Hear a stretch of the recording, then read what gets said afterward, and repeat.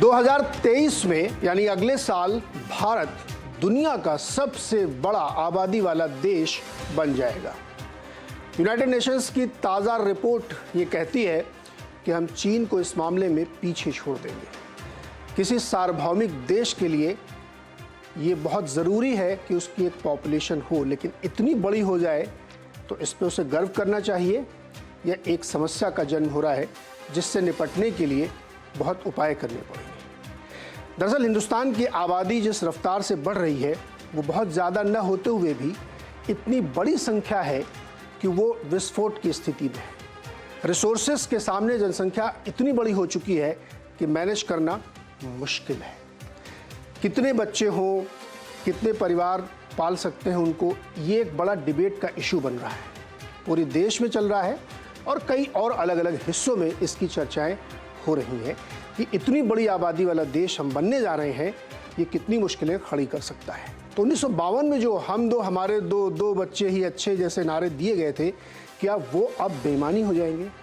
या जब और हम डिटेल में जाएंगे तो हमें लगेगा कि दरअसल जो बढ़ने की संख्या है, जो बढ़ने की रफ्तार है, जिसको हम ग्रोथ रेट कहते हैं, वो एक्चुअली रिप्लेसमेंट से नीचे की तरफ जा रहा है। तो वो भी एक अलग किस्म की चिंता है। आज इसी पर चर्चा करेंगे कि जनसंख्या की जो समस्या हिंदुस्तान के सामने खड़ी हुई है दोनों साइड से, उससे कैसे निपटा जाए, किस अप्रोच से उसको देखा जाए और इसके लिए किसको जिम्मेदार माना जाए। इसी पे आज बातचीत करेंगे, लेकिन सबसे पहले आपके सामने कुछ तथ्य रखना ज़रूरी है जिससे आपको ये बेहतर समझ में आए कि जो पॉपुलेशन आउट ऑफ कंट्रोल का हमने सिग्मा दिया है वो क्यों दिया है। रिपोर्ट ये कहती है यूनाइटेड नेशंस की 2023 में अगले ही साल चीन को पीछे छोड़ देगा भारत। इस मामले में कि पॉपुलेशन को लेकर के हम इतनी बड़ी संख्या यहाँ पे देख रहे हैं। इसके अगली कहानी जब बनती है कि ऐसा कितनी संख्या से किस तरीके से मुश्किल हो रहा है, तो जिस तरीके से हमारी जनसंख्या इस मुकाम पे आके खड़ी हो गई है वो बहुत मुश्किल पैदा करने वाली है। 2022 में अगर आप देखें तो पूरी दुनिया की आबादी 8 अरब 800 करोड़ से ज़्यादा है। ये आंकड़ा देखिए आपकी स्क्रीन पे है। 142 करोड़ चीन की पॉपुलेशन है और हम 141 करोड़ पे खड़े हैं। यानी बहुत thin margin, wafer thin margin है जो हम अगले साल बीट कर देंगे। तो ये एक चिंता का सबब होना चाहिए। दुनिया की सबसे बड़ी आबादी वाला देश बनेगा, ये एक पहला सवाल है जिसको एड्रेस करने की कोशिश करेंगे। 2050 का एक अनुमान लिया जाए, चूँकि जनसंख्या के आंकड़े लंबे समय के लिए होते हैं, बड़े ट्रेजेक्ट्री में इसको देखना चाहिए। तो जरा 2050 की तस्वीर देखिए। इनकी जनसंख्या घटेगी, 131 करोड़ पे आ जाएगी चीन और हम 166 करोड़। बहुत सिग्निफिकेंट मार्जिन से हम उनसे ऊपर चले जाएंगे अगर हम करंट रेट पे भी ग्रो कर रहे हैं तो, जो कि अलग से एक समस्या, उसको आगे देखेंगे। तीसरी प्लेट पे आइए, देखिए एक और आपको मज़ेदार चीज़ यहाँ पे दिखाते हैं। जनसंख्या हमारी किस तरीके से बढ़ी है सेक्टोरल वाइज। ये भी एक बड़ा विवाद का इशू रहता है कि हिंदू की जनसंख्या, मुस्लिम की जनसंख्या, जो अक्सर एक विवाद बनता है। 1991 में देखिए 81.53% हिंदू थे, 2001 में वो 80.46% हुए और 2011 में वो 79.80। लेकिन मुस्लिम आबादी 12.5 से लेके 14.23% तक बढ़ी है 2011 तक। अब इसमें आगे कैच है, वो भी समझना ज़रूरी है क्योंकि एकदम एक ब्रश से नहीं पेंट करना चाहिए। अब आप ये देखिए 1991 से 2001 के बीच में 19.92% जो आबादी थी, अब वो 16.8% के आसपास की तेज़ी से बढ़ी, यानी ये एक ग्रोथ रेट है। जबकि मुस्लिम आबादी 29.52 से 24.6 पे आई। कैच पहला यहाँ पे, इसको समझना ज़रूरी है कि ग्रोथ रेट में टैपरिंग डाउन हो रहा है।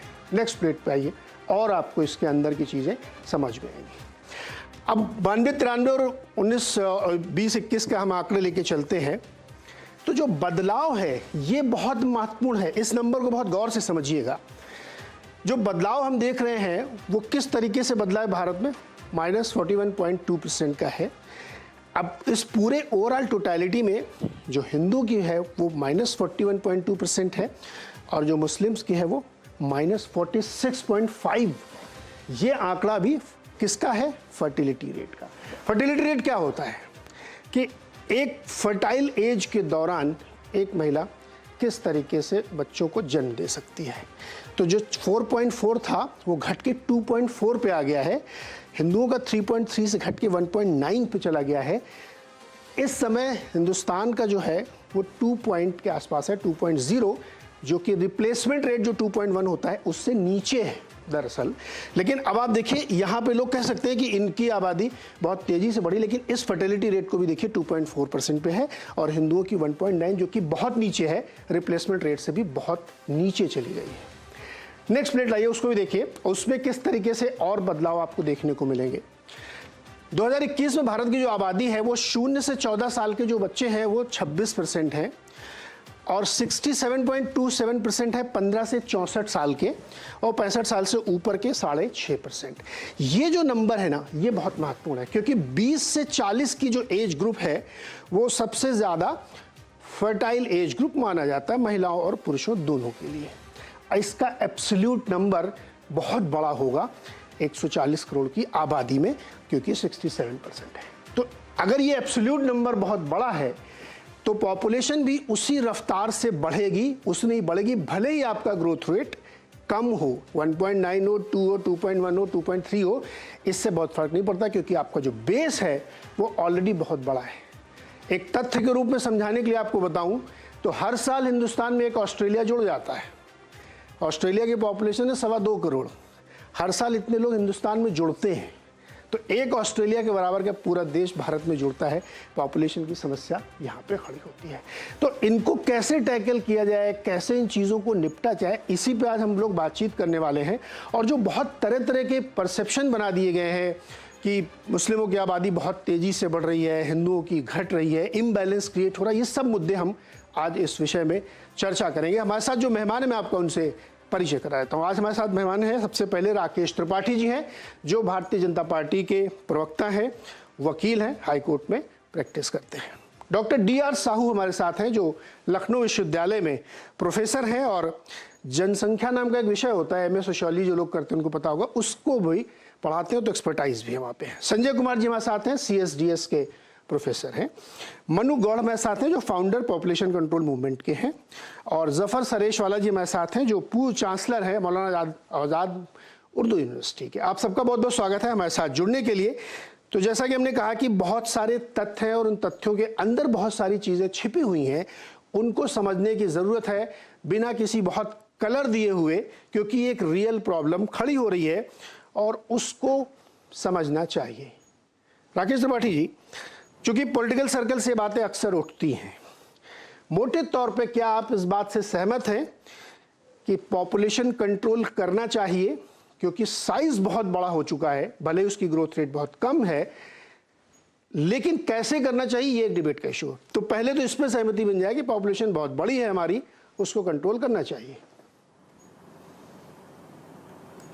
बिल्कुल ठीक बात है नीरज जी, आपकी इस बात से मैं सहमत हूं कि पहली बात तो इस बात पर सहमत हुआ जाए कि क्या जनसंख्या की वृद्धि एक समस्या है, और अगर समस्या है तो फिर समाधान क्या होगा। क्योंकि अभी तो देश में इसको ही लेकर के अलग अलग प्रकार के मत हैं कि जनसंख्या वृद्धि एक समस्या है या नहीं है, क्योंकि अलग जिस तरह से इस बात को लेकर के डिबेट्स हो रही है, चर्चा हो रही है, और इस चर्चा में जो पक्ष भांति भांति प्रकार के निकल करके आ रहे हैं, जिसमें एक बयान में आज जोड़ करके कहूंगा, जो आज समाजवादी पार्टी के सांसद उत्तर प्रदेश से आते हैं, उन्होंने एक बयान दिया है कि बच्चे तो अल्लाह की देन है, अल्लाह की नेमत है। जब इस प्रकार के बयान आते हैं और उनका यह कहना है कि जनसंख्या की वृद्धि कोई ऐसा विषय ही नहीं है, इस विषय को भारतीय जनता पार्टी अलग तरीके से उठा रही है। मैं मानता हूं कि जनसंख्या की वृद्धि एक समस्या है और इस समस्या के समाधान के लिए सम्यक रूप से हमको, ये अलार्मिंग सिचुएशन है और देश की आजादी के बाद के समय से ही इसको लेकर के सोचा जाना चाहिए था, लेकिन देश की आजादी के बाद हम थोड़ा देर से चेते। तीसरी पंचवर्षीय योजना में 1961 पे हमने इसको लेकर के प्रयास शुरू किए और देश के आपातकाल के समय में हमने इसको लेकर के कठोर प्रयास किए थे, जो आपातकाल के समापन के बाद चूंकि उसकी प्रैक्टिसेस जिस तरह की थी, उसको लेकर के आपत्तियां थी और उसमें परिवर्तन किया गया। जो परिवार नियोजन था उसको परिवार कल्याण कार्यक्रम में परिवर्तित किया गया। आज हम बैठ करके आकलन करते हैं तो भारत की आबादी जो है, भारत का जो क्षेत्रफल है वो पूरी दुनिया भर के 2.46% है और भारत की आबादी दुनिया भर के हिसाब से अगर देखा जाए तो 18% से ज्यादा है। ऐसी स्थिति में प्राकृतिक संसाधन सीमित हैं और असीमित ढंग से हम जिस तरह से उपयोग उसका कर रहे हैं, चाहे वो जल हो, चाहे वो जंगल हो, चाहे वो जमीन हो, तो निश्चित तौर पर वो अपर्याप्त होगी। इसलिए जनसंख्या के को नियंत्रण हमने करना ही होगा, इसमें किसी प्रकार की कोई दो राय नहीं होनी चाहिए, ऐसा भारतीय जनता पार्टी का मत है। अब जनसंख्या नियंत्रण के लिए क्या क्या उपाय अपनाए जाएं, उसको लेकर के एक लंबी बहस है। अलग अलग राज्यों में भी लॉ कमीशन ने इसको लेकर के रिपोर्ट दी है। कुछ राज्यों ने इस संदर्भ में अपने नियम और कानून भी बनाए हैं, लेकिन व्यापक तौर पर देश भर में इसको लेकर के एक देशव्यापी विमर्श होना चाहिए, जन विमर्श होना चाहिए, क्योंकि जनता से जुड़ा हुआ विषय है। केवल कठोर कानूनों से इसका समाधान होगा, मैं ऐसा नहीं मानता हूं। हाँ, कठोर कानून भी इसको लेकर के बनने चाहिए। जनसंख्या की नीति भी है, अलग अलग राज्यों ने भी अपनी बनाई है, और देश की भी एक अपनी जनसंख्या नीति है। लेकिन इसको मुझे लगता है एग्रेसिव रूप में लेकर के, क्योंकि देश की जनसंख्या को एक निश्चित संख्या में हमको कंट्रोल करना होगा। यद्यपि ये बात सही है, आप अभी जो आंकड़े बता रहे थे कि जनसंख्या के स्थिरीकरण के लिए जो प्रयास हुए हैं, प्रजनन दर जो घटी है, यह अपने आप में हौसला बढ़ाने वाली है कि प्रजनन दर हमारी घटी है, इसमें किसी प्रकार की कोई दो राय नहीं है। लेकिन अगर उसको हिंदू और मुसलमान के अनुपात में अलग अलग रूप से देखा जाए, जो बात उत्तर प्रदेश के मुख्यमंत्री योगी आदित्यनाथ जी ने पिछले दिनों में कही कि जनसंख्या का अनुपातिक हमको समानता देखनी होगी। आज जिस तरह से 60 वर्षों के बाद हम देखते हैं, तो देश की आबादी में हिंदू की आबादी 4.4% घटी है और मुस्लिमों की आबादी 4.43% बढ़ी है। ये चिंता के कारण उत्पन्न करती है, क्योंकि हम जब देश को ऐतिहासिक रूप में देखते हैं तो देश का विभाजन इसी मजहबी जनसंख्या के आधार पर हुआ था। बांग्लादेश एक नया देश के रूप में आया है, पाकिस्तान एक नए देश के रूप में आया है। राकेश जी, ये जो पॉइंट आप रख रहे हैं ना, इस पे चर्चा हो सकती है और हो भी रही है, लेकिन बहुत महत्वपूर्ण बात है जो समझना चाहिए। जो किसी ने कहा कि वो अल्लाह की देन है या ईश्वर की कृपा से होती है, ये सब तथ्य जो है ना आंकड़ों पे फिट नहीं बैठते। हम आपकी बात को आगे बढ़ाते हुए कहना चाहता हूं कि अगर आप फर्टिलिटी रेट देखिए ये साइंस का मैटर है, मैथ्स है, इसमें किसी के व्यू से कोई फर्क नहीं पड़ने वाला है। फर्टिलिटी रेट जिस तरह से मुस्लिम्स का गिरा है 4.4 से 2.4 पे आ गया है, और हिंदूज का 3.3 से 1.9 पे आ गया है। जो गिरने की दर है वो 46% मुस्लिम्स में और 41% हिंदूज में है। प्रॉब्लम कहां पे होती है ना, साइज बहुत बड़ा है, वॉल्यूम बहुत ज्यादा है, इसलिए वो नंबर बड़ा दिखता है। ये आप समझने वाली बात है।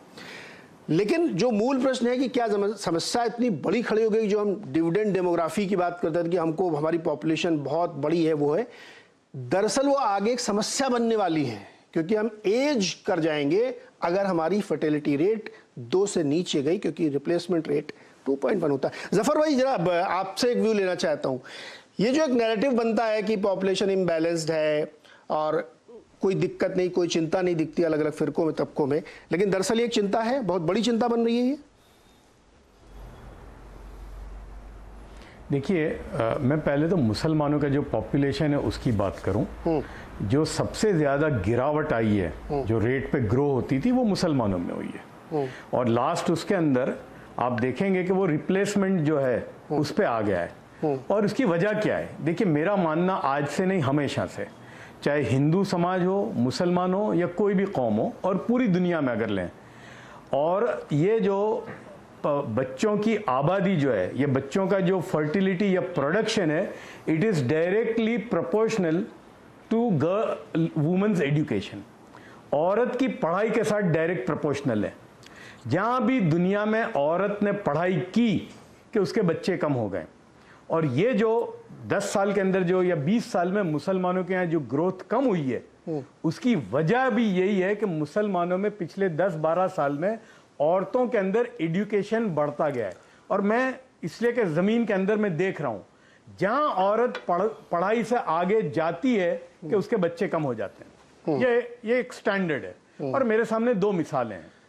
आप कश्मीर ले लीजिए, जहां पर 90% मुसलमान हैं, और एक मेरे सामने गुजरात है। कश्मीर में प्रोडक्शन या जो फर्टिलिटी का जो रेट है, यही जो रिपोर्ट आप जो कह रहे हैं, उसी रिपोर्ट में जो भारत सरकार के पास है, उसमें 1.4 है। गुजरात में मुसलमानों में 1.8 है। वो इसलिए है कि कश्मीर में मैंने बहुत काम किया है। ये जो तालीम और तरबियत का हम लोग जो एजुकेशन के जो सेमिनार करते हैं पूरे मुल्क में, उसमें सबसे ज़्यादा मुझे कश्मीर में जाने का मौका मिला। और मैं हैरान इसलिए हुआ कि जितना औरतों में एजुकेशन पर कैपिटा मैंने कश्मीर में देखा है मुसलमानों में, बाकी हिंदुस्तान में कहीं नहीं है। और वो रिफ्लेक्ट करता है उसकी 1.4% में। इसी तरह गुजरात में नरेंद्र मोदी साहब ने 20 साल पहले एक मूवमेंट शुरू की थी, जिसमें हम भी उसके हिस्सेदार थे, और यूं कहते थे कि यार तुम्हारी कौम को पढ़ाओ और बढ़ाओ, ये उनका डायलॉग था।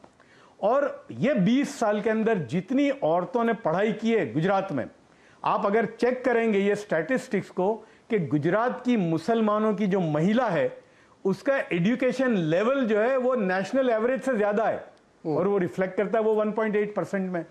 तो मैं इसको पॉलिटिकल नहीं देखता, ये सोशल इश्यू है। और अब भी हमको अगर इसको कंट्रोल करना है तो हम इंफ्रास्ट्रक्चर औरतों के एजुकेशन का बढ़ा दें और आप फौरन उसका रिजल्ट देखेंगे। ये कहां ज्यादा है? ये जो है कि कुछ जगहों पर तो एक बच्चा होता है और कुछ जगहों पर 3 या 4 होते हैं, इसलिए वो 2.1% भी बिगड़ जाता है। आप गरीब औरत में देखेंगे और बेपढ़ी लिखी औरत को देखेंगे और बेपढ़े लिखे लोगों में देखेंगे। तो अगर हमने एजुकेशन को जितना बढ़ाया और जितना बढ़ावा दिया तो ये अपने आप, वो बोलते हैं it will fall in place.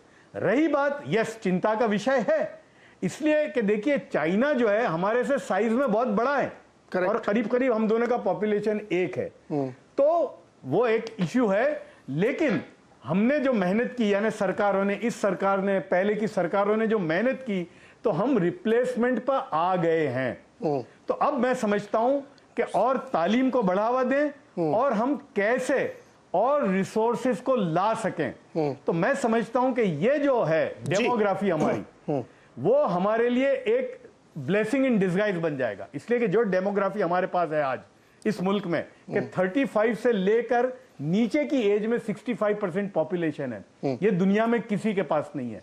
और चाइना की ऑलरेडी हालत खराब होनी शुरू हो गई है, एजिंग पॉपुलेशन है। नहीं जफर भाई मैं रोकूंगा आपको। यूरोप में एजिंग पॉपुलेशन है, तो हमारी जो ये पॉपुलेशन है ये हमारे लिए ब्लेसिंग इन डिस्गाइज हो जाएगी अगर हमने उसको इस्तेमाल सही तौर पे किया। जफर भाई ये मुझे लगता है कि आप जहां पे हम लोग आगे ना उसी चर्चा को आगे बढ़ाता हूं। आप सही कह रहे हैं, लेकिन हमको तो लगता है कि ये जो आप बता रहे हैं कि यंग पॉपुलेशन में बहुत, ये आगे हमारे लिए समस्या बनने वाली है। क्यों बनने वाली है? क्योंकि जो आप कह रहे हैं 2% पे हमारा सर इस समय का रेट है फर्टिलिटी का और रिप्लेसमेंट 2.1 पे होता है।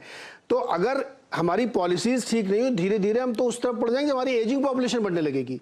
मनु गौड़ जी, ज्यादा बड़ी समस्या क्या है, साइज पॉपुलेशन का या इम्बैलेंस, और ये जिस तरीके से नंबर दिखा रहे हैं? देखिए, मैंने जफर भाई को भी सुना और जो भाजपा के प्रवक्ता हैं उन्हें भी सुना।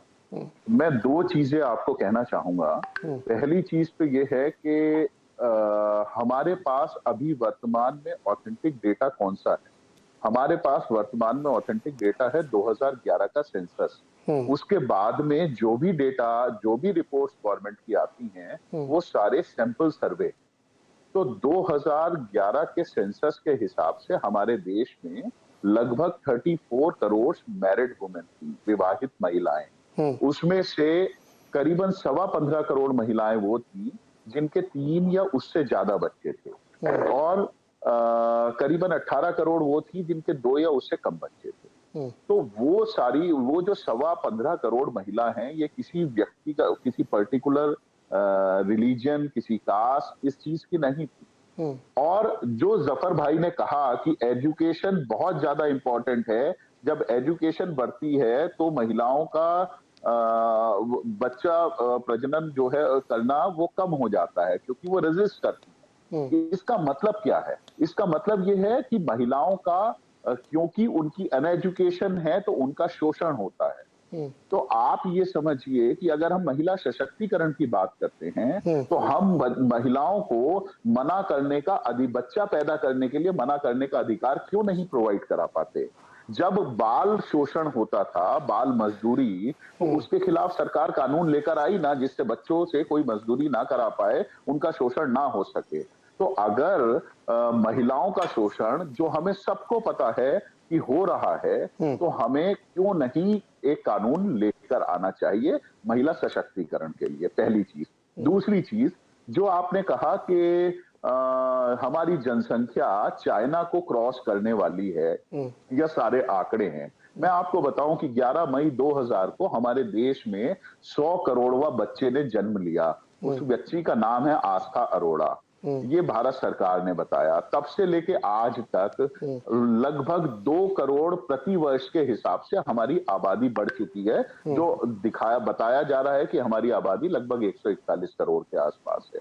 जबकि वहीं अगर हम अपने जन्म दर और मृत्यु दर को देखें तो भारत में प्रति वर्ष लगभग 2.5 करोड़ बच्चों का जन्म होता है और लगभग 90 लाख लोगों की मृत्यु होती है। तो उसके हिसाब से हमारी आबादी लगभग 1.6 करोड़ के आसपास एनुअली बढ़नी चाहिए थी, जबकि आज के पॉपुलेशन बेस के हिसाब से। लेकिन बढ़ी कितनी है? लगभग 2 करोड़। तो हमारे आंकड़े मिसमैच हैं। पहली बार डिजिटल सेंसस हो रहा है, सेंसस की रिपोर्ट आने दीजिए, दूध का दूध, पानी का पानी सबके सामने आ जाएगा। ठीक है। हमारी 90 करोड़ आबादी जो है वो 35 वर्ष से कम आयु की है, जो हाईली रिप्रोडक्टिव एज में अगले 35 वर्षों में आने हैं। तो अगले 35 वर्षों में कम से कम 90 करोड़ बच्चों का जन्म जरूर होगा, अगर आज के फर्टिलिटी रेट के हिसाब से देखें तो वो 90। और हमारा मोर्टिलिटी रेट क्या है? तो हमारे भारत की आबादी अगले 35 वर्षों में कितनी होगी? वो 167 करोड़ नहीं, वो लगभग 200 करोड़ होगी। ये तो मनु जी और गंभीर समस्या की तरफ आप ले जा रहे हैं। अब चूंकि अवेलेबल जो डेटा है हम उसी पे बातचीत कर सकते हैं, और सरकार को करना चाहिए कि नया डेटा, नई सेंसस का डेटा हमारे सामने है तो हम लोग उस पर फिर से चर्चा करेंगे। लेकिन जो अवेलेबल डेटा है उसके आधार पे हम लोग डिस्कशन कर रहे हैं यहाँ पे। आपकी बात हो सकता है सही हो कि और डेटा निकल के आएगा तो कुछ और इसके एंगल निकलेंगे। लेकिन जो 2 लोग हमारे साथ एक्सपर्ट हैं, डॉक्टर साहू और संजय जी। डॉक्टर साहू, मैं पहले आपके पास आ रहा हूँ। इम्बैलेंसेस की बात जो पॉलिटिकल नैरेटिव चलता है, मैं उस पर बहुत ज़्यादा इंटरेस्टेड इसलिए नहीं होता हूँ क्योंकि नंबर सजेस्ट नहीं करते हैं। लेकिन मेरी चिंता ये है कि जिस डेमोग्राफिक डिविडेंड के बल पर हम बहुत आगे बढ़ने की कोशिश करना चाहते हैं, अगर हम अवेलेबल डेटा की फर्टिलिटी रेट को देखिए तो वो गिर रहा है। और जैसे जफर भाई जो कह रहे हैं ना, इस जफर भाई एजुकेशन का एक बड़ा और दूसरा की कोलेटरल डैमेज है कि जितना ज़्यादा लोग पढ़ते जाते हैं वो और ज़्यादा अपने छोटे परिवार, सीमित परिवार, आजकल तो सिंगल्स का भी एक नारा आजकल चल रहा है, सिंगल रहिए, या डबल है, डिंक बोलते हैं उसको, डबल इनकम, नो किड, ये सब भी चलने लगे हैं। तो ये जो खतरा दिख रहा है मुझे कि रिप्लेसमेंट की रेट से अगर आप नीचे चले गए तो और मुश्किल हो जाएगी। आपके यहाँ बूढ़ों की बहुत भारी संख्या खड़ी होगी। डॉक्टर साहू, आप कैसे एनालाइज करते हैं, कैसे बच्चों को आप समझाते हैं कि हमारे देश की जनसंख्या का डायनेमिक्स किस तरह चल रहा है? देखिए, वर्ल्ड पॉपुलेशन रिपोर्ट मंडे को रिलीज हुआ और उसके साथ आपने देखा होगा कि मेरा और सबका सभी समाज विज्ञानी या डेमोग्राफर या जो जितने भी लोग चिंतन करते हैं जनसंख्या के बारे में एक मुद्दों के रूप में, एक चुनौती के रूप में, इन सब का यही मानना है, इंक्रीज जितना चैलेंज नहीं है उतना है कि द क्वालिटी ऑफ पॉपुलेशन, ये एक इम्पॉर्टेंट है। इंक्रीज इन पॉपुलेशन, जो आपने कहा कि रिप्लेसमेंट की बात हो रही है, रिप्लेसमेंट की बात को देखेंगे, बड़ा इनकरेजिंग ट्रेंड है। और ये जो इनकरेजिंग ट्रेंड है उसके आधार पे हम भारत के 2021 का जब रिपोर्ट आएगा तो उसमें भी हम देखेंगे बड़ी उत्साहजनक बात है। और उसमें आप सही बताएं कि हम लोग उस सोशल कैटेगरीज में ना जाएं, रिलीजियस कॉन्टेक्स्ट में ना जाएं, बल्कि हम ग्लोबल कॉन्टेक्स्ट में देखें। आने वाले समय में जो चैलेंज हमारे लिए, सबके लिए चुनौती है, उसके लिए सबसे इम्पॉर्टेंट है कि नॉट इंक्रीज ऑन पॉपुलेशन की इम्पॉर्टेंट नहीं है, बल्कि वो है क्वालिटी ऑफ पॉपुलेशन, जिसके लिए हमारे पूर्व वक्ता ने बताया कि जो एजुकेशन है, स्किल है, ये सारे इम्पॉर्टेंट है। अब जहाँ तक बात आती है, जब वर्ल्ड पॉपुलेशन रिपोर्ट की जो कंसर्न है वो है एजेड पॉपुलेशन। आने वाले समय में यदि आप देखेंगे, जो हमारी भारत, जो एक युवाओं की भारत की बात हम लोग करते थे, अब धीरे धीरे लाइफ एक्सपेक्टेंसी जो बढ़ गया है। हालांकि 2019 से 2021 में आपने देखा होगा ग्लोबल जो डेथ रेट है वो कम 1.8 तक नीचे आया है। लेकिन आप बर्थ रेट में देखेंगे वहाँ पे कोई रिस्क जो है उसमें कोई गिरावट नहीं है, डेथ रेट भले ही गिरावट आया है। तो इसी कॉन्टेक्स्ट में जो डिजास्टर है वो एक पैंडेमिक है, उसके आधार पे हम देख सकते हैं 2019 से 2021। बात वो नहीं है, बात यह है कि अब जो आने वाले समय में जो फ्यूचर चैलेंजेस है हमारे लिए, क्वालिटी ऑफ पॉपुलेशन, जिसको हमारे स्पीकर ने भी बताया, एजुकेशन एंड स्किल। दूसरा ये इम्पॉर्टेंट है कि एजेड पॉपुलेशन को हाउ टू हैंडल, वो एक इम्पॉर्टेंट इशू है आने वाले समय में। तीसरा जो महत्वपूर्ण बात है वो है कि इस तरह की चुनौतियों को आगे लेने के लिए हमको क्लाइमेट चेंज, क्लाइमेट इश्यूज के साथ इसको कनेक्ट करना पड़ेगा, और जो पॉलिसी है उसमें प्रोएक्टिव होकर सरकार को इन सभी बातों को देखना पड़ेगा, जिसमें investment should be on more on reproductive health और access to sexual reproductive health, उस तरह की बातों को ज़्यादा ध्यान देना पड़ेगा। और इसके आधार पे धीरे धीरे हम तो कहते हैं कि भारत, एक तो नैरेटिव प्रस्तुत हो रहा है कि हम लोग 2023 में हम लोग चाइना को क्रॉस कर गए, वो इम्पॉर्टेंट नहीं है, लेकिन बात वो है कि वो जो हमारी यदि क्वालिटी ऑफ पॉपुलेशन हो जाए तो बात कुछ और बढ़ेगी। तो बात यह है कि जैसे कि आपने देखा होगा हायर इनकम और जो कंट्रीज़ है वहाँ पे आप देखेंगे हायर इनकम कंट्रीज़ में वो डेथ रेट भी गिर रहा है और बर्थ रेट भी गिर रहा है, लेकिन लो इनकम कैटेगरीज में और मिडिल इनकम कंट्रीज़ वगैरह में आप देखेंगे तो वहाँ स्थिति में जो आप देख रहे हैं लाइफ एक्सपेक्टेंसी के साथ साथ जो बर्थ रेट का जो है वो नहीं है। तो कहने की मतलब ये है कि हमारे सामने चैलेंजेस अभी जो मोटी मोटी तौर पे दिखाई दे रहा है वर्ल्ड पॉपुलेशन रिपोर्ट के आने के बाद, और 2021 में जो अभी हमारी जनगणना की पूरी आंकड़े हमारे सामने प्रस्तुत होगा, तो उसमें फ्यूचर पॉपुलेशन, एजेड पॉपुलेशन को कैसे बात करें। डॉक्टर साहब, आपने दो बातें जो कही ना, उसमें एक तो जो कि क्वालिटी ऑफ पॉपुलेशन बहुत जरूरी है देखना, दूसरा आपने एक जो पॉइंट रखा है ना, वो उसको मैं आगे जब दोबारा आपके पास आऊंगा तो एक्सप्लेन को कि जो हमारी इकोलॉजी है, जो एनवायरमेंटल इश्यूज हैं, वो बहुत बड़ा चैलेंज क्रिएट कर रहे हैं अगर पॉपुलेशन कंट्रोल नहीं की। देखिए, बहुत बड़ी संख्या को मैनेज करना उसी तरीके से क्वालिटी के साथ नेक्स्ट टू इम्पॉसिबल होता है। बड़ी बड़ी कंट्रीज इस मामले में मुश्किल पेश आती है उनके लिए। लेकिन संजय जी, आपने राजनीतिक विचार भी सुने, एक्सपर्ट के व्यू भी सुने, और मनु जी को भी सुना जो इसी दिशा में बहुत काम करते हैं। तो क्या हम ये जरूरी माने या समझें, या इसकी ज़रूरत है कि एक जनसंख्या नियंत्रण बिल जैसा, कानून जैसा कुछ बने, लेकिन वो बनाने के बड़ा रिस्क, कैसे बनेगा, मतलब कैसे कंट्रोल किया जाएगा उसको? नहीं नीरज जी, मैंने सारे वक्ताओं की बात सुनी और मैं भी मानता हूं कि जनसंख्या विस्फोट जो आज हमारे देश में हमें देखने को मिल रहा है वो एक बड़ी समस्या है। तो मैं इस बात का पक्षधर हूं कि ये समस्या है और इस समस्या को सुलझाने का कुछ न कुछ उपाय तो होना चाहिए।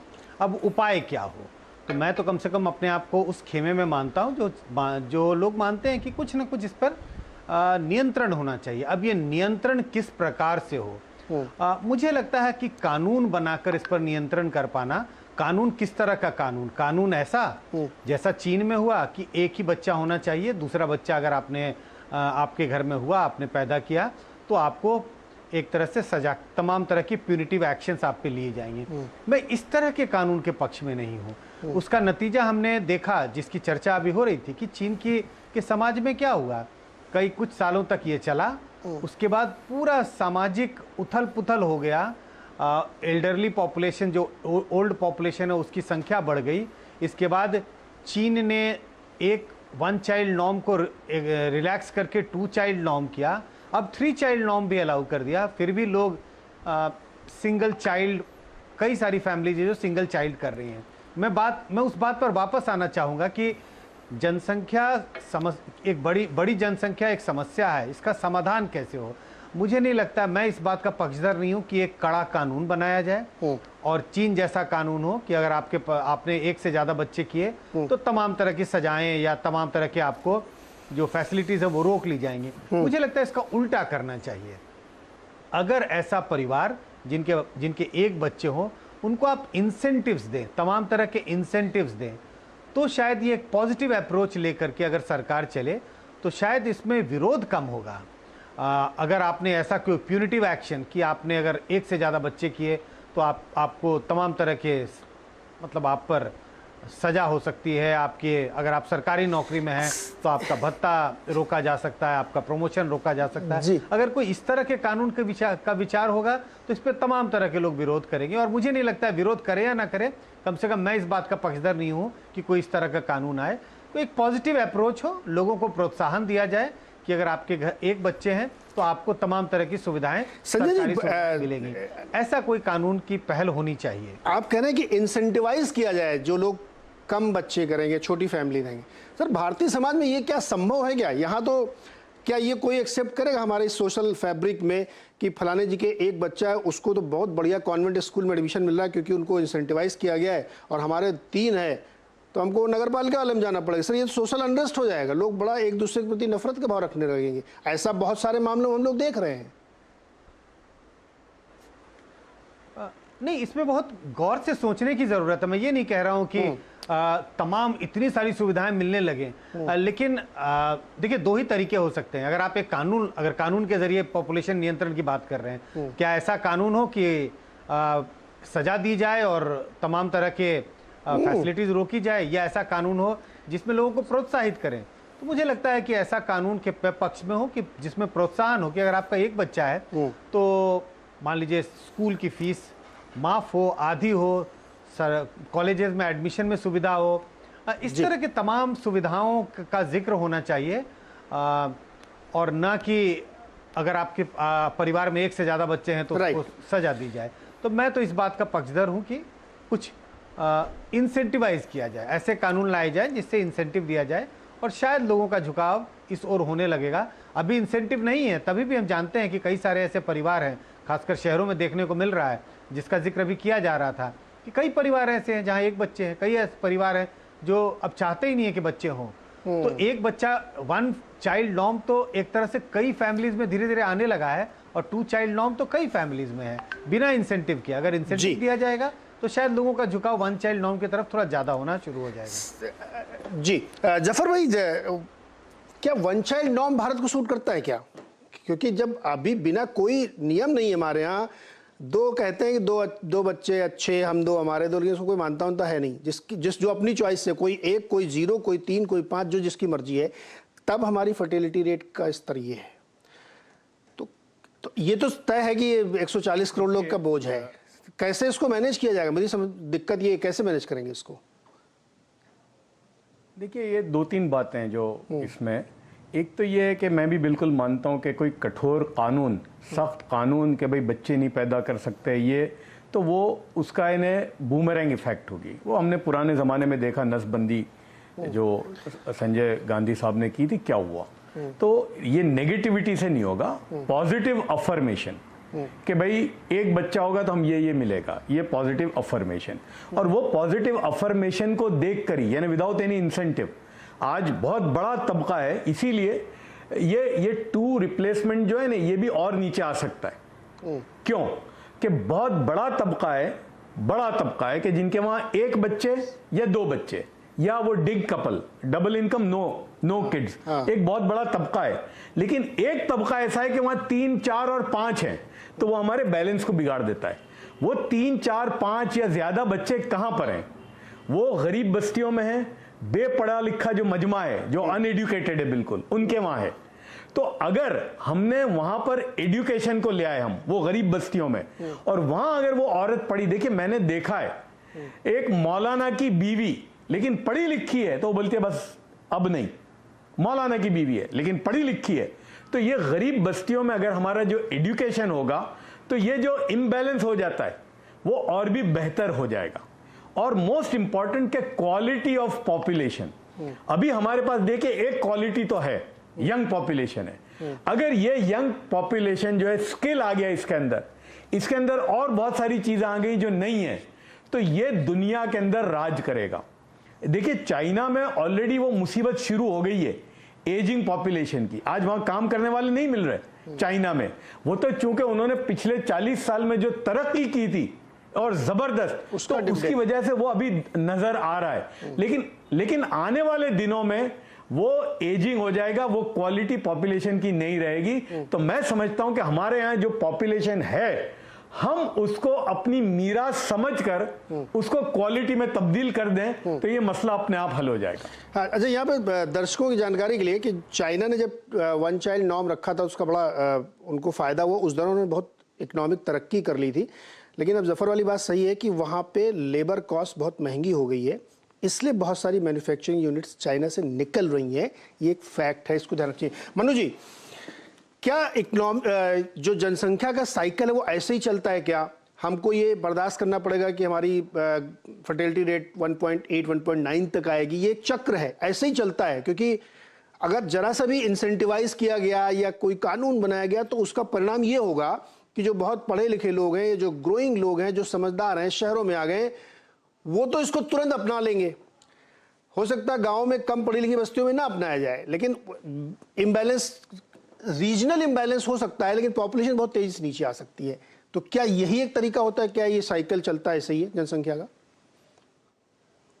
नहीं, ऐसा बिल्कुल नहीं है। देखिए, मैं इसमें 3 पॉइंट आपको बताना चाहूंगा। भारत दुनिया का पहला देश है जिसने अपना पहला official family planning program launch करा 1952 में। हाँ। और कितने दुर्भाग्य की बात है कि जिस देश ने इस विषय पे सबसे पहले दुनिया में चिंता करी, आज वो दुनिया का सबसे पॉपुलस कंट्री बन गया। क्यों? क्योंकि हमारे यहाँ ये विषय हमेशा राजनीतिक दृष्टिकोण से, वोट बैंक पॉलिटिक्स के हिसाब से देखा जाता था। अगर दूसरी चीज, बात आती है डेमोग्राफिक डिविडेंड की, बात आती है कि हमारी यंग पॉपुलेशन है, हमारी यंग पॉपुलेशन है तो हमें वो हमारे लिए डेमोग्राफिक डिविडेंड है। अरे, ये सोचने की आवश्यकता है कि किसी भी जगह आपको डिविडेंड कब मिलेगा। डिविडेंड आपको तब मिलेगा जब आपका इंस्टीट्यूशन प्रॉफिट में होगा।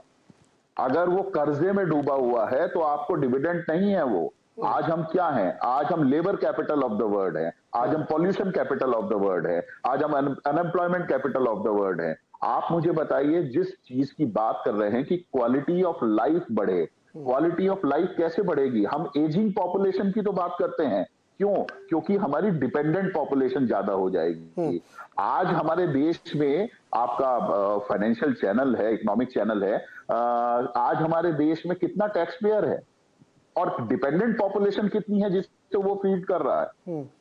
तो इन चीजों को भी देखने की आवश्यकता है। हम 3 चीजों का ह्यूमन बॉडी इनटेक करती है। हम सांस लेते हैं, हमारे देश में हवा पॉल्यूटेड है। हम पानी पीते हैं, हमारे देश में पानी पॉल्यूटेड है। हम खाना खाते हैं, हमारे देश में खाना पॉल्यूटेड है।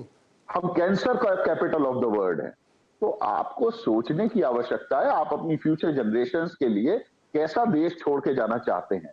जिन बच्चों को आप पैदा कर देते हैं, नहीं तो मनु जी, फिर कैसे हम ये जो हम कैसे करेंगे?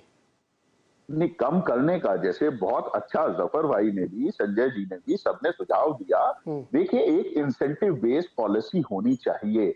आज देखिए कि होता क्या है, आज आप इनकम टैक्स पेयर जब अपनी इनकम टैक्स रिटर्न फाइल करता है तो उसे सिर्फ 2 बच्चों के लिए ट्यूशन फी में एग्जेम्पशन मिलता है, टैक्स एग्जेम्पशन।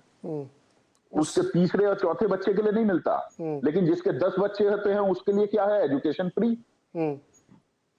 तो ये फ्री की पॉलिटिक्स जो है इस देश की, ये खत्म होनी चाहिए। आप किस तरह के आप डिपेंडेंट पॉपुलेशन को बढ़ा रहे हैं ये फ्री की पॉलिटिक्स करके? आप उन्हें रोजगार दीजिए, काम दीजिए, लेकिन आप ये हर चीज, कुछ भी चाहिए आप फ्री में दीजिए। तो ये आपका फ्री में बांटने से देश आगे नहीं बढ़ेगा। और जो चाइना की बात होती है, चाइना अपनी टारगेटेड पॉपुलेशन पॉलिसी लेकर आया था।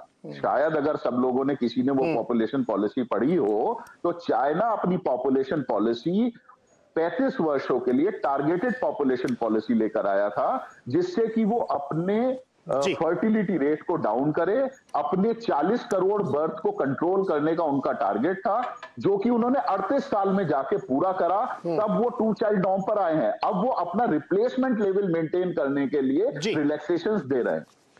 इस चीज को समझने की आवश्यकता है। नहीं, ये आपने जो ये बात करी है ना, ये एक अलग बहुत लंबी डिबेट हो सकती है कि जो ये मुफ्त की पॉलिटिक्स चलती है।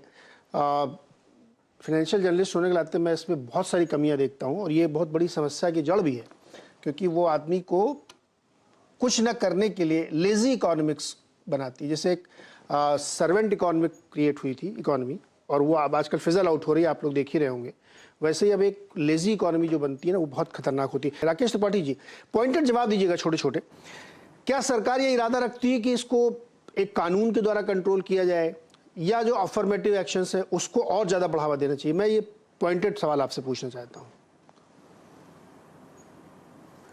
देखिए, मैं मानता हूं कि अभी ये एक व्यापक जन विमर्श का विषय है। इसको लेकर के कोई स्ट्रेट फॉरवर्ड अभी कोई बात कहीं तय हो गई है, मैं ऐसे, मेरी जानकारी में ऐसा नहीं है। जैसे यूपी के संदर्भ में यूपी स्टेट लॉ कमीशन ने अपनी एक रिपोर्ट 260 पेजेस की यूपी को सबमिट की है। स्टेट लॉ कमीशन ने इस बात की रिकमेंडेशन की है कि इसमें कुछ अफर्मेटिव एक्शन भी लिए जाए, कुछ प्रोत्साहन की नीतियां भी बनाई जाए और साथ साथ में कुछ दंडिक प्रावधान भी रखे जाए। जैसे सरकारी कर्मचारियों के संदर्भ में स्पष्ट किया जाए कि 2 से ज्यादा बच्चे होंगे तो सरकारी नौकरी में उनको कोई इंसेंटिव आगे नहीं मिलेगा, उनकी तनख्वाह की वृद्धि, वेतन वृद्धि रोकी जाएगी, या राशन कार्ड को सीमित किया जाए, 4 लोगों से ज्यादा किसी परिवार में राशन कार्ड के नाम नहीं बढ़ाए जाएं। ऐसे कई अलग अलग प्रकार की रिकमेंडेशंस स्टेट लॉ कमीशन ने दी है। मैं मानता हूं इसको लेकर के एक व्यापक विमर्श की आवश्यकता है और ये अलग अलग राज्यों की अलग अलग भौगोलिक परिस्थितियां और वहां की सामाजिक परिस्थितियों के आधार पर इसका अध्ययन करते हुए मुझे लगता है भिन्न राज्यों के लिए भिन्न परिस्थितियां बनाने की आवश्यकता भी होगी, क्योंकि आज वर्तमान स्थिति में अलग अलग राज्यों की अपनी भौगोलिक, सामाजिक और आर्थिक परिस्थितियां हैं। इसको ध्यान में रखते हुए अगर एक अलग अलग इसमें प्रावधान नहीं करेंगे और एक कोई प्रावधान लेकर के सबके लिए चलेंगे तो उसकी कठिनाइयां होंगी। इसको लेकर के एक व्यापक बहस करने की आवश्यकता है। तो बहस सर इनिशिएट कर देनी चाहिए, क्योंकि हम लोग बहुत लेट ऑलरेडी हैं और अब भी अगर बहस इनिशिएट करके फैसला नहीं करेंगे तो बहुत देर हो जाएगी।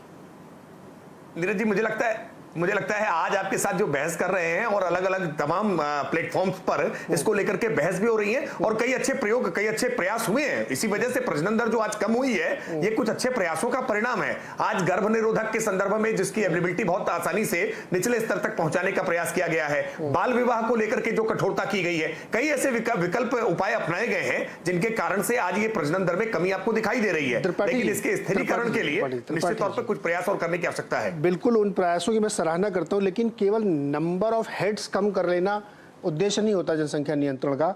जो बात अभी डॉक्टर साहू कह रहे थे कि मान लीजिए इसमें से हम 25 करोड़ कम कर दें, 115 करोड़ ही हैं, स्किल्ड हैं क्या वो? ये भी एक बहुत बड़ा चैलेंज जो डॉक्टर साहू ने कहा है कि हमारी जो, मान लीजिए हम 100 करोड़ ही मान लें, मैं 40 करोड़ नहीं है, हमारे पास 100 करोड़ पॉपुलेशन है, कितने उसमें स्किल्ड लोग हैं, कितने आगे काम कर सकते हैं?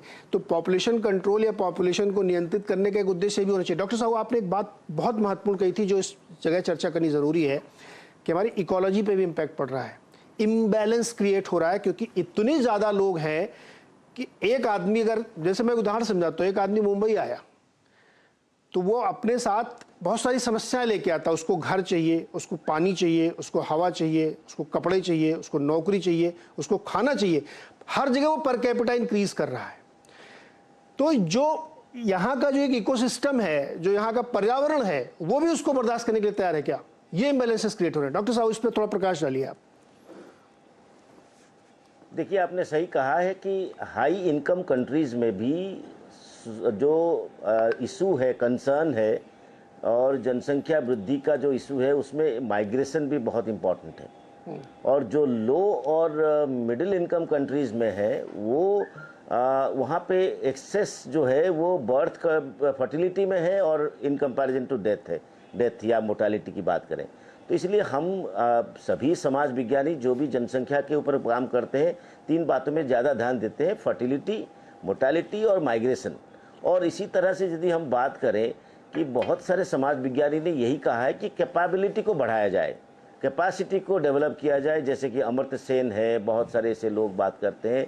तो वो एजुकेशन, जैसे कि हम सभी लोग बार बार कह रहे हैं कि एजुकेशन इम्पॉर्टेंट है, तो कैपेबिलिटी के आधार पे देखा होगा आपने कि हमारी जो शुरुआती दौर था, आपने देखा होगा नॉलेज, एटीट्यूड और प्रैक्टिस की बात करते थे उसके आधार पे, और एक कैरेट एंड स्टिक मेजर्स की बात करते थे।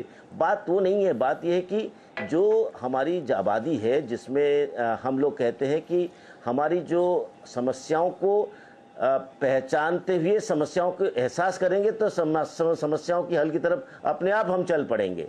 तो हर परिवार में, हर समुदाय में, हर समाज में शिक्षा के माध्यम से इस समस्याओं की उजागर किया जा रहा है और अपने आप जागरूक होकर काम कर रहे हैं। बात वो नहीं है, बात यह कि हाउ द गवर्नमेंट या जो सरकार है, सरकार और जो सरकार की जो गवर्नेंस है वो किस तरह से पॉलिसी के माध्यम से प्रोएक्टिव तरीके से इसको कैसे एड्रेस करें। वो एड्रेस करने के लिए आपको माइग्रेशन की बात को ध्यान देना पड़ेगा, आपको स्किल डेवलपमेंट की, हालांकि कर रहे हैं, बातें तो हो रही है, लेकिन उसको ग्राउंड में लाना पड़ेगा। उस ग्राउंड में लाने के लिए हम ये कहना चाहेंगे कि हमारी जो पॉलिसी है और हमारी जो सरकार है, जो गवर्नेंस है, और गवर्नेंस के साथ साथ उनकी जो इंटेंशन है, वो तरह तरह की अलग अलग नैरेटिव्स में ना जाके भारत की जो अलग अलग राज्यों की ज्योग्राफिकल और जो इकोलॉजिकल जो इकोसिस्टम है उसको देखते हुए यदि कॉन्टेक्स्ट स्पेसिफिक सिचुएशन में एनालिसिस करके बात करें, जैसे कि केरला की बात करें, केरला इज डिफरेंट, और इसी तरह से आपने बहुत सारे छोटे छोटे राज्यों को देखा होगा। लेकिन हमारी जो गांजेटिक प्लेन में आप देखिए, पूरा गंगा के पूरे किनारे आप देखिए, तो वहाँ पे आप देखेंगे तो बहुत सारी समस्या है। हालांकि उत्तर प्रदेश में आपको ये खुशी है कि हम लोग भी काफ़ी इम्प्रूव किए हैं और हमारी फर्टिलिटी डिक्लाइन हुआ। बात वो है कि इसमें जो आपने महिलाओं की बात करते हैं, जेंडर को देखना पड़ेगा, जेंडर इश्यूज़ को, माइग्रेशन इश्यूज़ को, उसके साथ साथ आपने क्वालिटी ऑफ लाइफ में जैसे कि हेल्थ की बात करें, इन सभी की बात को एक होलिस्टिक वे में देखते ही हम बात करेंगे, not in A political terms की सोशल कैटेगरीज के माध्यम से इनका वो हो गया, उनका बढ़ गया, इनका कम हो गया, इस सारे बातों का कोई अर्थ नहीं है। जी बिल्कुल सही कह रहे हैं आप। और ये बात अभी जफेर जी कह रहे थे कि इसको कोई कलर देने से कोई फायदा नहीं, क्योंकि नंबर्स वो सजेस्ट नहीं करते। संजय जी, एक मन में मेरा सवाल ऐसे आया कि पॉपुलेशन कंट्रोल का मान लीजिए कानून बना दिया जाए, साहब 2 बच्चे 1 बच्चे या बहुत ज़्यादा इंसेंटिवाइज या इस तरह करें, तो जो पढ़े लिखे लोग हैं वो तो मान जाएंगे, बाकी लोगों को क्या फ़र्क पड़ता है? कौन सी बहुत सरकारी नौकरी त्रिपाठी जी बांट रहे हैं कि सरकारी नौकरी मिलेगी इस चाहत में मैं एक ही बच्चा पैदा करूंगा। गवर्नमेंट जॉब तो है नहीं, जॉब तो सब प्राइवेट में आजकल, ग्रोथ वहीं पे है, ये एक फैक्ट है इस समय का। तो क्या ये इतना कारगर होगा? पहला। और एक लाइटर नोट पे मैं कह रहा हूँ कि अगर बहुत ज़्यादा आपने इंसेंटिवाइज करके उनको समृद्ध बन दिया तो विंडफॉल टैक्स लगा देंगे सर। नहीं, मैं ये नहीं कह रहा कि सिर्फ इंसेंटिवाइज करने से सारी समस्याओं का हल हो जाएगा। और जब हम समस्या की बात कर रहे हैं तो पॉपुलेशन कंट्रोल की बात कर रहे हैं, लेकिन शायद एक पहल होगी। आप ठीक कह रहे हैं कि सरकारी नौकरियां तो है नहीं, अगर आपने इंसेंटिवाइज किया, सरकार ने इंसेंटिवाइज किया, तो वो सब ज़्यादातर सरकारी नौकरियों पर लागू होगा। लेकिन सरकारी नौकरियों के साथ साथ और कई क्षेत्र हैं जिस पर इसको सोचा जा सकता है। School education, college education, scholarship, कोशिश की जा सकती है कि प्राइवेट सेक्टर को भी इसके लिए इनकरेज किया जाए, वो भी इसमें पहल करें। खेती में जो लोग हैं उनको भी इसकी कुछ सुविधाएं प्रदान की जाएं, तो एक कॉम्प्रिहेंसिव पॉलिसी बनाई जा सकती है। दिक्कत यह है कि हम जब इंसेंटिवाइज स्कीम सोचते हैं तो हमें हमेशा लगता है कि सरकारी नौकरियों के लिए इंसेंटिव, लेकिन पूरे रोजगार ऐसे जो अलग अलग क्षेत्र हैं, अलग अलग क्षेत्रों में इसकी सुविधा प्रदान करने की कुछ पहल की जा सकती है। इस पर गंभीरता से बैठकर सोचने की जरूरत है, रातों रात बनाने वाला कानून नहीं होगा। जी जफर सर, फाइनल कमेंट आपका सर। जी देखिए, मैं एक बात जो कहता हूं कि जो हमारे बोलते ना भाई जो है, क्योंकि कानून कब बनेगा, क्या होगा, क्या उसकी रैमिफिकेशन होंगे, वी डोंट नो। तो मेरा एक ही सुझाव है इसीलिए कि एक तो जो है हमारे पास जो कमाई, जो मैंने पहले भी कहा था कि जो हमारा जो पॉपुलेशन है यंग, हम उसको हम स्किल बेस बना दें। क्या क्या स्किल हम दे सकते हैं कि जो दुनिया में काम है, तो एक तो वो हम कर सकते हैं, सरकार उसके लिए ऑलरेडी कोशिश कर रही है, बहुत सारी चीजें उसको और तेजी से करें। और महिलाएं जो गरीब बस्तियों की महिला, वहां स्कूलें नहीं है हमारे पास गरीब बस्तियों में स्कूलें नहीं है, तो वहां हम स्कूलों का इंफ्रास्ट्रक्चर बनाए। हो सकता है कि सरकार अकेली नहीं कर सकती, तो प्राइवेट लोगों को इंसेंटिवाइज करे कि वो गरीब बस्तियों में जाकर स्कूल बनाए, लड़कियों की स्कूल बनाए। हमने देखा, मैं एक छोटी सी बात बोलता हूं कि मैंने देखा कि ये ड्रॉप आउट क्यों होता है मुसलमानों के अंदर। मैंने देखा लड़कियों का ड्रॉप आउट क्या होता है आज से 10 साल पहले। तो मैंने देखा कि असल में स्कूल के अंदर टॉयलेट नहीं हो रहा है, और वो बच्ची जब 12, 13, 14 साल की होती है तो वो उसके जो चीजें आती हैं एडोलेसेंस के साथ, तो माँ बाप स्कूल में नहीं भेजते। हमने बहुत बड़ी तादाद में स्कूलों में टॉयलेट बनाना शुरू किए, गर्ल्स स्कूल में, और आप नहीं मानेंगे, हमने ड्रॉप आउट रेट जो है उसको जबरदस्त रिड्यूस कर दिया। तो बहुत सारी चीजें हैं जो हम कर सकते हैं। तो मैं समझता हूं कि जो है अवेलेबल उसी के अंदर हम काम अगर करेंगे तो बहुत सारी चीजें निकलेंगी, और ये जो है हमारा जो पॉपुलेशन है ये ब्लेसिंग इन डिस्गाइज बन जाएगा आने वाले दिनों में। जफर, एक चीज और आपसे, चूंकि बहुत सारे धार्मिक गुरु भी ये क्लैरियन कॉल देते रहते हैं, जनसंख्या बढ़ाओ, जनसंख्या बढ़ाओ, इस पे तो रोक नहीं लगनी चाहिए।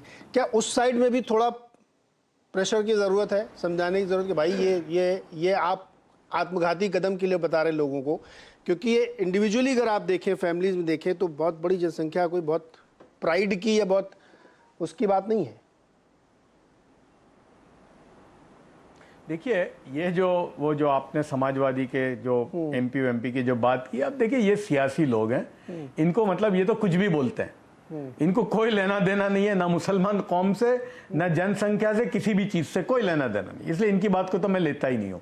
हाँ, हमारे यहाँ धार्मिक जो लोग हैं उसमें ये चल रही है, अभी ये डिस्कशन हो रहा है कि भाई कैसे, तो बहुत सारे इस्लामिक स्कॉलर्स ने दिए ये फतवे इसके ऊपर, पॉपुलेशन को कैसे रोकना, उसको कैसे यूज करना, जो चीजें यानी फर्टिलिटी रेट को रोकने के लिए चीजों के इस्तेमाल करने पर अब दुनिया भर में इस्लामिक स्कॉलर्स ने फतवे दिए हैं। तो ये एक साइलेंट मूवमेंट मुस्लिम समाज में हो रही है, और उसी का नतीजा है कि ये जो ग्रोथ रेट इतनी कम जो हो गई है, तो कई लोगों के एफर्ट हैं उसमें, मिलजुल के कम कर रहे हैं इसको, असंतुलन की स्थिति को बिगाड़ रहे हैं। मनु जी, फाइनल कमेंट आपका भी सर, क्योंकि आप बहुत काम करते हैं इस दिशा में और बड़े अच्छे सुझाव आपने दिए हैं। मैं एक चीज बताना चाहूंगा, जो अभी बात चल रही थी कि इंसेंटिवाइज की या कोई ऐसा कानून बनना चाहिए सरकारी नौकरियों में को लेके, तो मैं बताऊं कि 1993 में जब पीवी नरसिंह राव गवर्नमेंट थी, तो इस देश में उन्होंने एक नियम बनाया, all India services conduct rules, जो कि कैडर बेस्ड सर्विसेज हैं, आईएएस, आईपीएस और आईएफएस। इन 3 सर्विसेज के लोगों के लिए नियम बना, जो कि all India services conduct rule का सेक्शन 17A का पॉइंट नंबर 3 बोलता है, every member of this service in his personal capacity और otherwise shall observe the true child norm. कानून बना हुआ है, फॉलो नहीं होता, उसके लिए हमारी पीआईएल भी सुप्रीम कोर्ट में पेंडिंग है। तो कानून ऑलरेडी बना हुआ है, मेन चीज है कि आप कुछ भी ऐसी पॉलिसी, ऐसी चीज बनाए जो वास्तव में आप इंप्लीमेंट भी करा सकें। वो सिर्फ एजुकेशन हो सकती है, पढ़ा दो, समझा दो, आदमी खुद ही करेगा वो। देखिए, एजुकेशन, अगर सिर्फ एजुकेशन से ही काम होता तो सरकार को फिर ड्रंक एंड ड्राइविंग के केसेस में सिर्फ समझाना चाहिए कि आपको कानून नहीं बनाना चाहिए। फिर आप समझाइए उन्हें बताइए, आप तरह तरह के एडवर्टीजमेंट देते हैं। आपने 1974 के बाद से आज तक 3 लाख करोड़ रुपए फैमिली प्लानिंग प्रोग्राम्स पे गवर्नमेंट ऑफ इंडिया ने खर्च कर दिए, जो कि आज की वैल्यूएशन के हिसाब से 30 लाख करोड़ से ऊपर है। तो तब से समझा ही तो रहे हैं, जब समझ में नहीं आ रहा, और एक 50% आबादी का हमारे देश की शोषण हो रहा है महिलाओं का। एग्जैक्टली सर, आप बस नहीं, इसमें मैं एक चीज और कहूंगा मनु सर, हैं सिर्फ बातें, इसमें उनका भी शोषण हो रहा है जो लोग संपन्न हैं, मैं ये ऑन रिकॉर्ड बोल रहा हूं। बिल्कुल, किसी दूसरे की रिस्पॉन्सिबिलिटी को कोई क्यों बर्दाश्त करे, ये नेचुरल जस्टिस के अगेंस्ट है, लेकिन समाज में हम रहते हैं, इसलिए हम झेलते हैं। गांव से निकल के आया हूं, इस देश की मैक्सिमम शहरी आबादी गांव से ही निकल के आई है। बिल्कुल, जो लोग आगे बढ़े हैं, जिन्होंने बढ़ना चाहा, वो आगे बढ़े हैं। करेक्ट। वो चाहते हैं कि डिपेंडेंट पॉपुलेशन इस देश की कम हो, वो डिपेंडेंसी टैक्स पेयर के ऊपर, वो डिपेंडेंसी एनवायरमेंट के ऊपर। एग्जैक्टली सर, बहुत सारे कॉर्नर से ये चर्चा निकल के आती है कई बार, जो सुनने में हमको बहुत ही खराब लगती है, लेकिन उसमें एक ये संदर्भ जरूर होता है कि जब कहीं से आवाज उठती है कि भाई इनका बोझ हम क्यों उठाएं, इतना हम टैक्स देते हैं और फिर भी हम जाके सड़क पे टोल भरते हैं। ये बातें आप हवा में उड़ा देते हैं, लेकिन इनके पीछे का मूल देखिए, ये सब इम्बैलेंस क्रिएट कर रहे हैं। संजय जी, आपका लास्ट कमेंट कि ये इतनी अटमोस्ट जरूरत हो चुकी है कि अब इसको एकदम वॉर फुटिंग पे त्रिपाठी जी लेना पड़ेगा। अब ये जो चर्चा हम जो कर रहे हैं, इसका कुछ नतीजा निकलना चाहिए। Sanjay ji, last comment sir. नहीं, मुझे लगता है सचमुच वॉर फुटिंग पे लेने की ज़रूरत है, लेकिन जैसे इस डिबेट में चर्चा शुरू हुई है, मुझे लगता है पॉलिटिकल सर्कल्स में भी इसकी चर्चाएं शुरू हो गई हैं, लेकिन चर्चाओं से थोड़ा आगे बढ़ने की ज़रूरत है। इस पर सरकार को थोड़ा संज्ञान लेना चाहिए, कमेटी बनानी चाहिए और सोच विचार करनी चाहिए कि किस तरह की पहल की जाए जिससे पॉपुलेशन ग्रोथ पर कंट्रोल किया जाए। तो सिर्फ चर्चाओं से आगे हट कर करके कुछ एक्शन की ज़रूरत है और जल्द से जल्द इस पर एक्शन लेने की ज़रूरत है। परफेक्ट सर, समय समाप्त हो रहा है और सभी मेहमानों ने जो विचार रखे हैं उसका निचोड़ ये है कि एक बहुत बड़ी समस्या से हम जूझ रहे हैं। मेरे हिसाब से सबसे बड़ी समस्या ये है क्योंकि आप रिसोर्स उतनी तेज़ी से क्रिएट नहीं कर पाते जितनी तेज़ी से आपकी पॉपुलेशन इंक्रीज हो रही है और फिर तरह तरह की समस्याएं खड़ी होती हैं, सामाजिक, आर्थिक, वैयक्तिक, तमाम इश्यूज खड़े होते हैं। तो इसको मुझे लगता है कि बहुत संजीदगी के साथ, बहुत तेज़ी से, सबसे प्राथमिकता के साथ इसको लेना चाहिए और सभी दलों को, विचारकों को, समाजों को इसमें सहयोग करना चाहिए क्योंकि वो जो डिस्पैरिटी है एंड ऑफ द डे आपको झेलनी है, किसी सरकार को नहीं झेलनी है कि वो जो सरकार है वो उस बड़ा परेशान है, आप परेशान हैं, हम परेशान हैं। तो इसलिए इसको मुझे लगता है कि बहुत प्रायोरिटी के साथ इशू को झेलना चाहिए और नंबर से सजेस्ट करते हैं कि अगर हमने इसको नहीं एड्रेस किया तो हम एक ऐसी एजिंग पॉपुलेशन की तरफ बढ़ेंगे कि जो डिविडेंड रीप करने की हम बात करते हैं डेमोग्राफी का, ये सब हवाई बातें हो जाएंगी क्योंकि आप रिप्लेसमेंट से नीचे जा रहे हैं। बावजूद इसके आपका बेस इतना बड़ा है कि वो 1-1.5-2% की ग्रोथ में भी आप बिल्कुल विस्फोटक स्थिति में है। इसको समझने की जरूरत है, ये बहुत साइंस है, इसमें कोई नैरेटिव हिंदू मुसलमान मिलाने की जरूरत नहीं है, ये बहुत सीरियस इशू, इसको एड्रेस करना चाहिए। बहुत बहुत शुक्रिया आप सभी लोगों का इसमें जुड़ने के लिए और अपने विचार रखने के लिए। धन्यवाद।